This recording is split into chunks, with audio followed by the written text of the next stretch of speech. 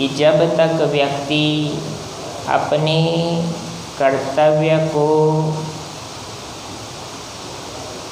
स्वयं से भिन्न करते हुए नहीं करता, यानी कर तो वही रहा है, लेकिन यह भावना ना हो कि जो भी कर रहा हूँ मैं ही कर रहा हूँ। यहाँ से ही जीवन में उथल पुथल की स्थिति आ जाती है। जो भी व्यक्ति कर रहा है, परमपिता परमेश्वर ने उसे उसी कार्य को करने के लिए इस सृष्टि में भेजा है। यह उसका दायित्व है। वह किसी पर उपकार नहीं कर रहा, वह अपने कर्तव्य का पालन कर रहा है। अपने कर्तव्य का निर्वहन करने पर हम किसी पर किसी भी प्रकार का उपकार नहीं करते, बल्कि स्वयं के जीवन को धन्य बनाते हैं। अपने जीवन के उस अधिकार का उपयोग करते हैं जिस बारे में योगेश्वर श्री कृष्ण कहते हैं, कर्मण्येवाधिकारस्ते। कर्म करना मनुष्य के जीवन का प्रधान कर्तव्य है। अर्जुन, अगर हम उस प्रधान कर्तव्य रूपी अधिकार का सदुपयोग ही नहीं करेंगे तो जीवन तो निरर्थक रह जाएगा। अर्जुन के इस संशय और प्रजा के पूछे गए प्रश्नों का हल जिस प्रकार से अर्जुन को उत्तर श्री कृष्ण ने दिया और अपनी प्रजा को प्रभु श्री राम ने, भगवान श्री राम कहते हैं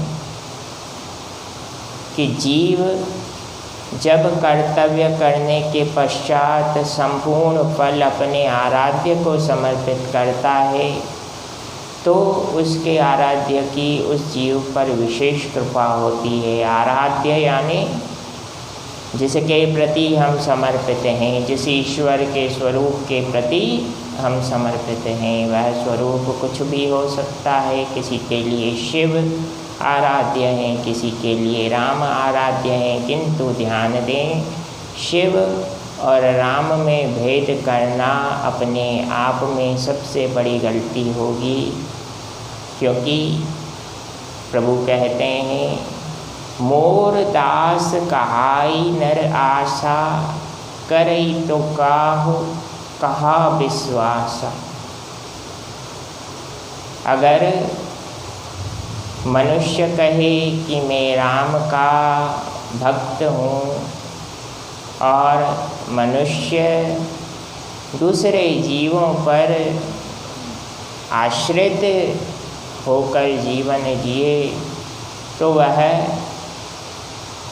भगवान राम के प्रति उस भक्ति के सिद्धांत को नहीं समझा है जिसे भोलेनाथ समझते हैं। क्योंकि जिस नाम के प्रताप को समझकर भगवान शंकर के सुपुत्र गणनायक गणेश गजानन महाराज प्रथम पूज्य देवता बने, उस राम रूपी पवित्र नाम को समझना बहुत आवश्यक है। और राम तथा शिव में भेद करने की बुद्धि अगर जीवन में आती है तो समझें कि ईश्वर स्वयं आपकी परीक्षा ले रहे हैं। उस परीक्षा में हमें सफल होना है, असफल नहीं। तो जीवन में जो जो कर्तव्य हम करते हैं, जिस कर्म को भी व्यक्ति करता है, उस कर्म को करने के साथ साथ व्यक्ति को चाहिए कि वह अपने संपूर्ण कर्म अपने आराध्य को समर्पित कर दे, ताकि उसके मन में कभी भी दंभ, अभिमान, मद मत्सर, ईर्षा रूपी मानस रोग प्रवेश ही ना कर पाएँ। अगर गलती से प्रवेश भी कर जाएं तो अपने मन को राम नाम से इतना सराबोर कर दीजिए कि ज़्यादा समय तक वे मानस रोग टिक भी ना पाएं। शिव और राम में कोई भेद नहीं है। इस बात की पुष्टि स्वयं प्रभु श्री राम ने की कि शिव द्रोही मम भगत कहावा, सो नर सपने हूँ मोहि न पावा। शंकर विमुख भगति चह मोरी, सो नार की मोर मति थोरी। भोलेनाथ भगवान विष्णु के हृदय हैं और भगवान विष्णु भोलेनाथ के हृदय हैं। इतना गूढ़ संबंध त्रिदेवों के इन दो स्वरूपों का आपस में है, जिसे भक्तों को सदैव प्रेममयी संबंध में बांधे रखने का एक ज्ञान भगवान विष्णु और भोलेनाथ ने दिया है। जय सिया राम, जय जय हनुमान।